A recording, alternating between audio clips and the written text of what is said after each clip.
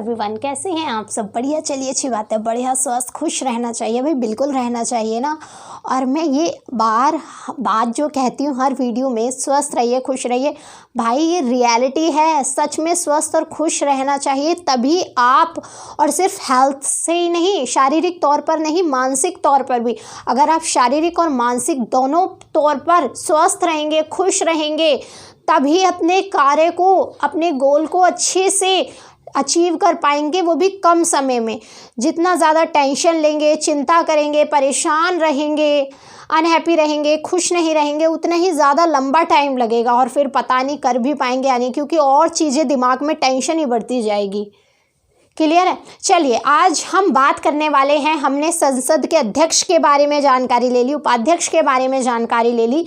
आज हम संसद के एक महत्वपूर्ण पार्ट अर्थात महासचिव, आप जिसको कह सकते हैं कि जो ऑल ओवर कार्य करता है ना, ठीक है, अध्यक्ष का काम है, उपाध्यक्ष का काम है, वो लोग जो कार्य सौंपते हैं कि ये चाहे यहाँ से ये करवाइए, ये चीज़ ऐसे हो रही है या नहीं हो रही, क्या हो रहा है, क्या चीज़ नहीं हो रही है, कैसे हो रहा है, तो वो अकेले कैसे इतना बड़ा कार्य कर लेंगे। उनकी सहायता के लिए, उनकी चीज़ें देखने में के लिए रियलिटी में वो काम करते कौन है?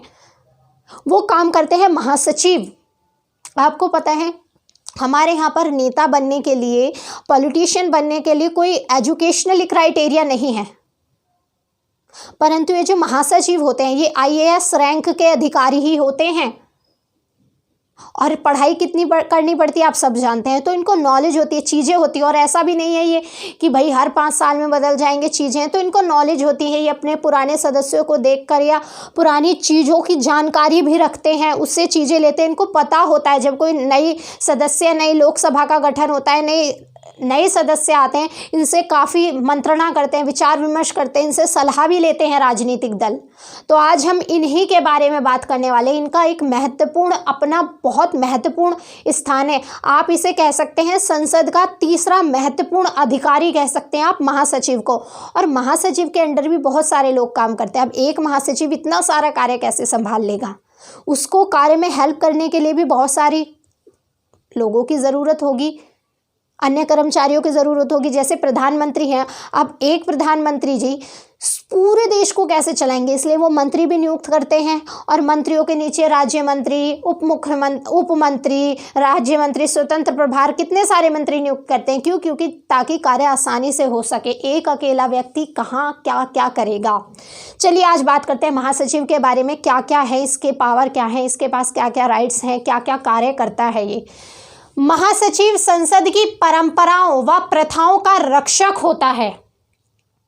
जो वो चीज़ें वो देखता आता है, हाँ ये चीज़ें, भाई लोकसभा है, आज 5 साल के लिए, अगले साल कोई और सरकार आएगी, सदस्य बदलेंगे चीज़ें, परंतु एक लंबे टाइम तक रहता है। तो ये सदस्यों को, उसकी परंपराओं को देखता है। जब भी तो सदस्य जाते हैं कि अच्छा ये काम जब पहले कोई था तो तब कैसे हुआ था, कभी पहले ऐसी स्थिति आई थी तब क्या हुआ था, अभिलेख दिखाइए, कहाँ रखा है चीज़ें।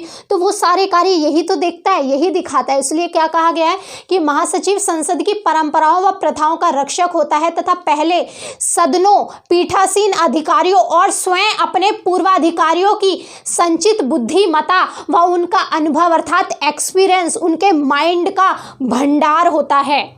वो सारे कार्य देखता है कि मेरे से पहले चीज़ें कैसे हुई, क्या हुआ है, क्या था, किस तरीके से क्या क्या पीठासीन अधिकारियों ने किया, किस बात पर क्या निर्णय दिया, किस स्थिति में क्या क्या चीज़ें रही। तो ये सारे कार्य ये देखता है और सलाह भी देता है।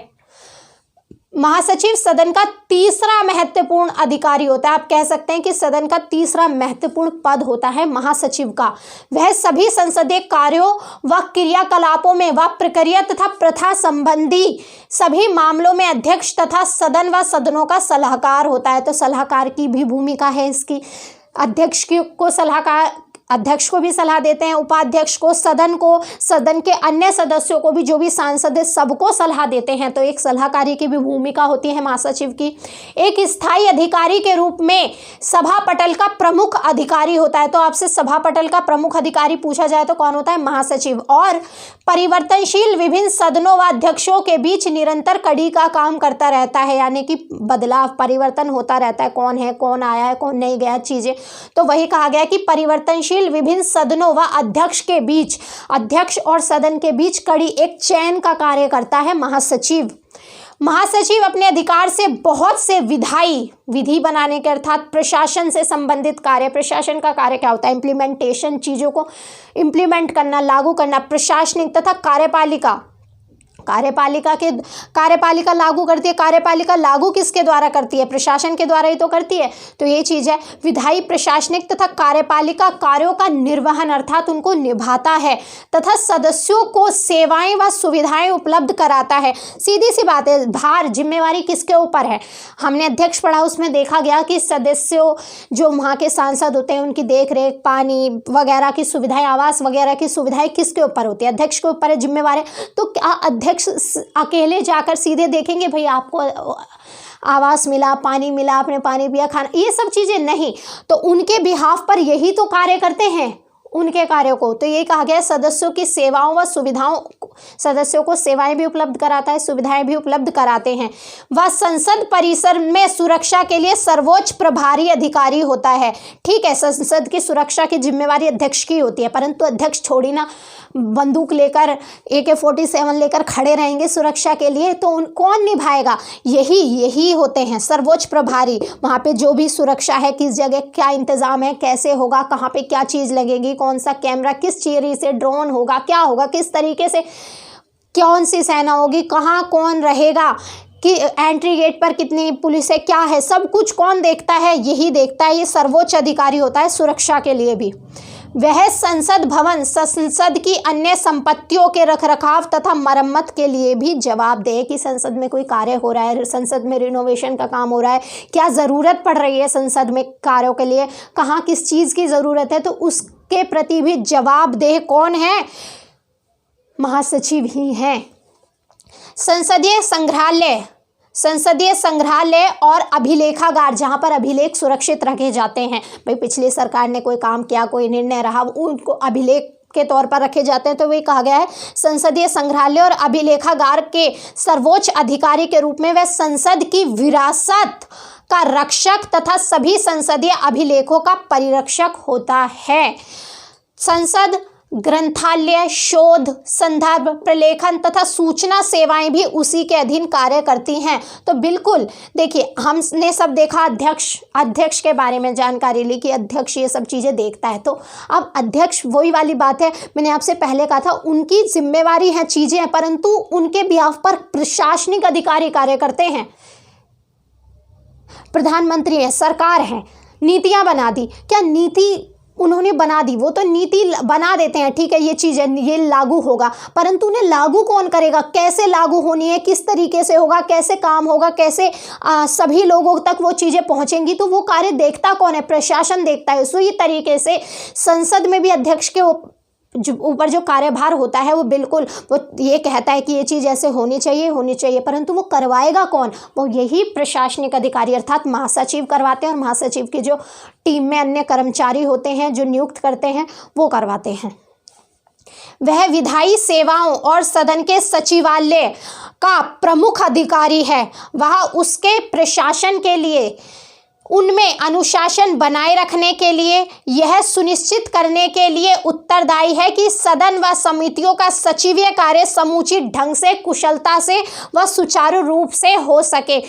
जो भी सदन का सचिवों से संबंधित कार्य, सचिवीय कार्य है या समितियों का सचिवीय कार्य, जो भी सचिवों पर कार्यभार है, वो उनकी देखरेख करता है कि सचिवीय कार्य सही तरीके से कर रहे हैं या नहीं कर रहे हैं, सही तरीके से वो कार्य हो रहा है या नहीं हो रहा, तो वो उनके प्रति भी जिम्मेदार है। अगर सचिवीय कार्य अर्थात प्रशासनिक कार्य सही प्रकार से नहीं होता, तो भी वो जिम्मेवार है उनके प्रति।